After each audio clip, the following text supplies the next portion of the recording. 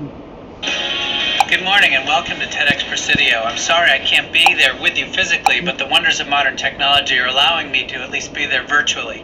I want to today tell you the story of my company, Stonyfield Farm, and hopefully inspire you to think about your own roles as change agents in a world that badly needs us as never before.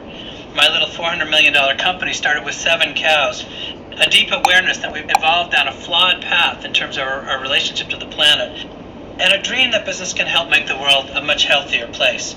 But even more importantly than the hundreds of millions of dollars of sales and the tens of millions of dollars of profits has been the business model that I think we've got to offer here, which is that we've actually proven that it's possible for all stakeholders to win. Employees, stockholders, the planet, our farmers, our cows in our case, future generations, and of course the consumers. The history of modern commerce, and particularly modern agriculture, has always been about taking natural resources. In the case of agriculture, taking away waters and soils, taking away farmers' rights to a fair income, taking away the rights of the yet-to-be-born by toxifying our air, water, and soil, taking away consumers' rights to safe and reliable food. But Stonyfield has proven a very different model in which everybody can win. And let me go into some details. Why get someone one big gift when you can get them a bunch of mini gifts like these? Now, to be sure, modern agriculture has been highly productive. In the last half century, we've actually added 10% to global farmland, and we've doubled our food production. And this has saved millions of lives and allowed for booming growth and economic development. But it really did come with a price, particularly environmental consequences that are becoming more evident and more pressing. Our food system, while enormously successful at producing large volumes of food, is overly dependent on fossil fuel inputs. It creates concentrated wastes that pose health and environmental threats. It's weakening, if not destroying, ecosystems, such as the fisheries collapsing around the world, and 200 hypoxic dead zones that are now expanding. A major culprit has been agricultural runoff, and this should not surprise us since our annual fertilizer use over the last 50 years has actually increased tenfold. Modern agriculture has resulted in soil depletion and water withdrawal, devastating reductions in biodiversity. But fundamentally, it's not even meeting the nutritional needs of somewhere between 1 and 2 billion people.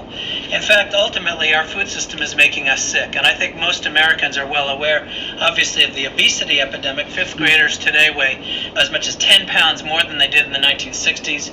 1 in 3 children born after 2000 is going to be a type 2 diabetic. This is now a $148 billion cost to our economy each year, and this situation is much further compounded when you can focus on toxins. In fact, the President's Cancer Panel, which came out in May of last year, showed that 41% of us are going to be diagnosed with one or another form of cancer. And the primary area that was implicated was our exposure to chemicals, particularly in our food.